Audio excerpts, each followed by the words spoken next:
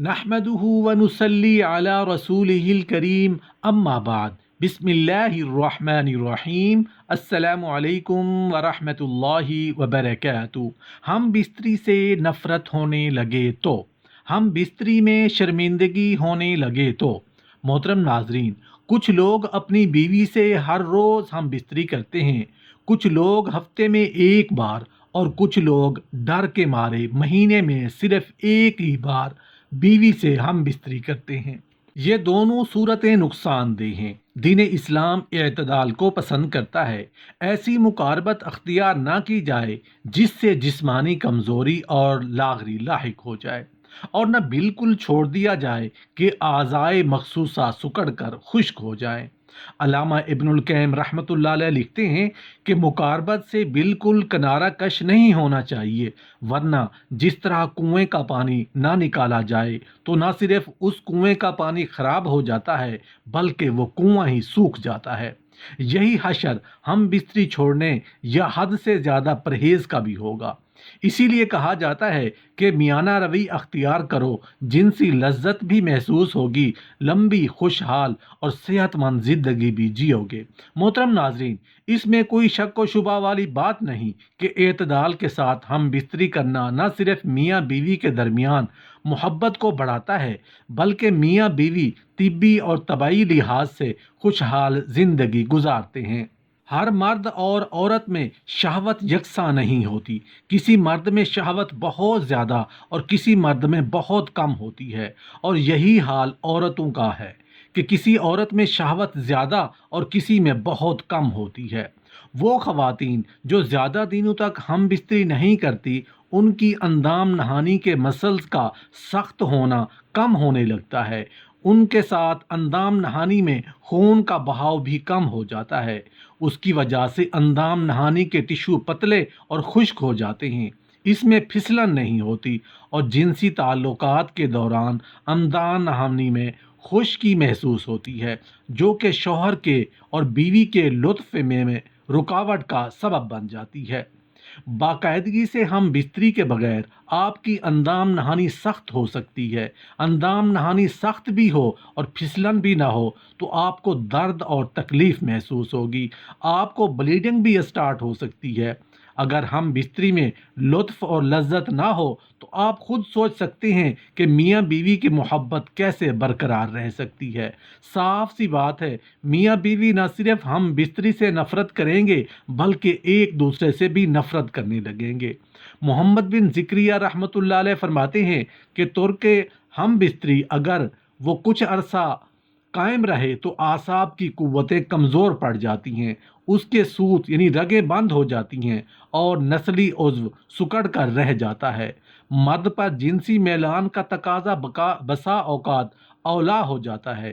اگر اس تقاضے کی تکمیل میں تاخیر سے کام لیا جائے تو نقصان بدن کو بھی پہنچتا ہے اور دل کو بھی، بینائی کو بھی۔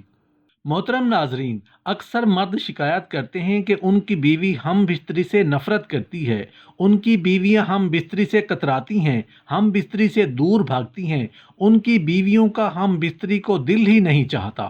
محترم ناظرین، عورت کے اندر اللہ پاک نے شرم و حیا رکھی ہے، اس وجہ سے وہ کھل کر اپنے شوہر سے اپنی جنسی خواہش کا اظہار نہیں کرتی، مگر کچھ اشاروں اور کنایوں سے سمجھدار مرد اس کو بھانپ لیتے ہیں۔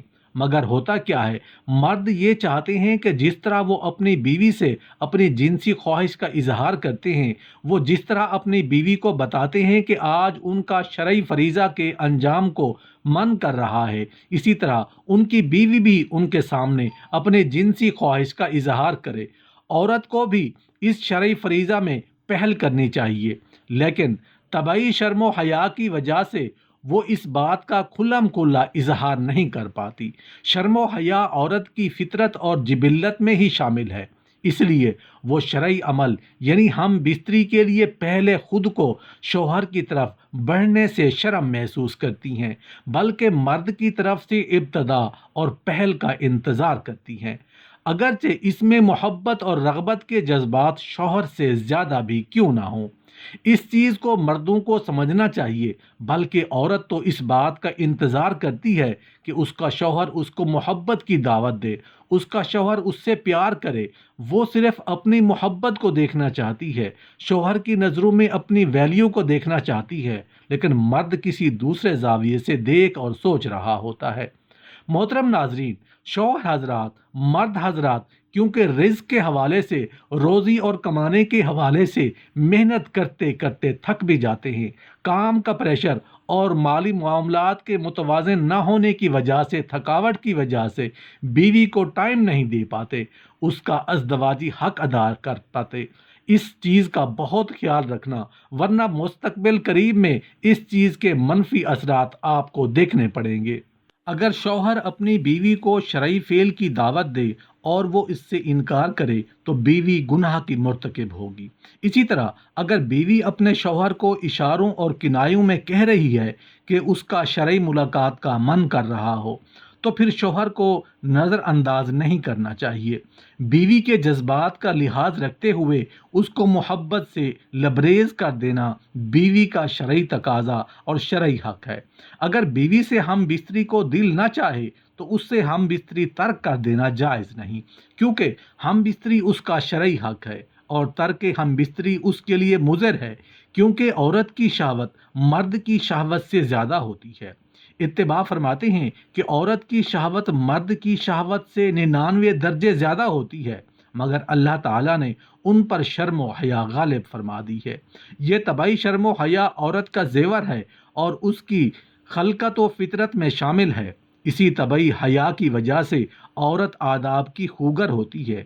علماء اور محدثین فرماتے ہیں کہ جب میاں بیوی مقاربت کرنے کا ارادہ کریں تو جسم کا لباس ہٹانے سے پہلے بسم اللہ پڑھ لیا کریں۔ اس سے اللہ تعالیٰ ان کے گرد حفاظت کا ایک پردہ ڈال دیتے ہیں۔ شیطان ایسے میاں بیوی کو نہیں دیکھ سکتا، جنات ان کو نہیں دیکھ سکتے، اس لیے سنت ہے کہ انسان کپڑے اتارنے یا پہننے کے وقت بسم اللہ پڑھ لیا کرے تاکہ ان کے گرد حفاظت کی چادر آ جائے۔ اللہ تعالیٰ کی طرف سے شیطان اور جنات ان کو نہ دیکھ سکیں۔ لوگ سنت کا خیال نہیں رکھتے اور جسم سے لباس ہٹا دیتے ہیں۔ شیطان اور جنات ان کا جسم دیکھ لیتے ہیں، پھر کہتے ہیں کہ لڑکی پر جنات کا اثر ہو گیا، فلاں انسان پر جن کا اثر آ گیا اور شیطانی اثرات ہو گئے۔ بحیثیت انسان اور مسلمان ہم نے رسول اللہ صلی اللہ علیہ وآلہ وسلم کی سنت کو چھوڑ کر خود اپنے لیے مصیبتیں خرید لیتے ہیں۔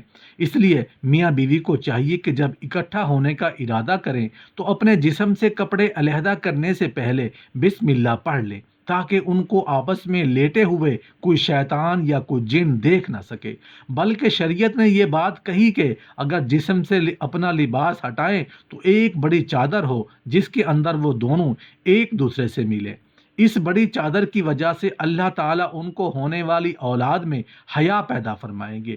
علماء اور محدثین فرماتے ہیں کہ جب میاں بیوی نے اپنے اوپر بڑی چادر لینے کا اہتمام کیا تو اللہ تعالیٰ نے فطری طور پر ان کو شرمیلی اور حیا والی اولاد سے نوازا، جو کہ والدین کے لیے آنکھوں اور دل کی ٹھنڈک کا ذریعہ بنی۔ علماء فرماتے ہیں کہ اگر میاں بیوی کے ملاپ سے اولاد کا نطفہ ٹھہر گیا مگر میاں بیوی کی اگلی نماز قضا ہو گئی تو ان کی اولاد فاسق رہے گی۔ لہٰذا یہ ایک ایسا معاملہ ہے جس میں مردوں اور عورتوں دونوں کی طرف سے عموماً کوتاہی ہوتی ہے۔ میاں بیوی کی مقاربت کے بعد اگر اگلی نماز فجر کی ہے تو سستی کی وجہ سے قضا ہو گئی۔ ایسا بھی ہوتا ہے کہ میاں بیوی غسل کرنے میں سستی کر دیتے ہیں جس سے نماز قضا ہو جاتی ہے۔ ایک بات نکتے کی یاد رکھنا کہ جب بھی میاں بیوی کے ملاپ کی وجہ سے ان کی اگلی نماز قضا ہوئی اور اس ملاپ کی وجہ سے ان کی اولاد ہو گئی تو اس اولاد کے اندر فسق و فجور آئے گا۔ جب ماں نے ہی اس عمل کی وجہ سے اللہ کے حکم کو توڑ دیا تو پھر پھل بھی تو ایسا ہی ملنا ہے۔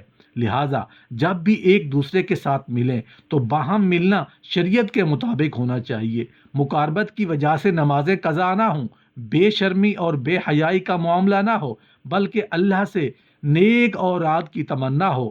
جانوروں والا مسئلہ نہیں ہونا چاہیے۔ رسول اللہ صلی اللہ علیہ وآلہ وسلم نے ارشاد فرمایا تم میں سے جب کوئی اپنی اہلیہ سے مقاربت یعنی ہم بستری کرے تو اسے چاہیے کہ اس کا حق ادا کرے۔ پھر جب عورت کی حاجت پوری ہونے سے پہلے وہ اپنی حاجت پوری کر لے تو علیحدہ ہونے میں جلدی نہ کرے، حتیٰ کہ عورت بھی اس سے اپنی حاجت پوری کر لے۔ حضرت جابر رضی اللہ عنہ فرماتے ہیں کہ رسول اللہ صلی اللہ علیہ وآلہ وسلم نے باہم کھیلنے سے پہلے ہم بستری کرنے سے روکا ہے۔ میاں بیوی کا باہم ایک دوسرے کو بوسہ دینا، چومنا، یہ نہ تو دور جدید کے اختراع ہے اور نہ مغربی عادات میں سے ہیں، بلکہ یہ تو اسلامی طریقہ ہے جس میں ہر دور کے مسلمان کاربند رہے ہیں۔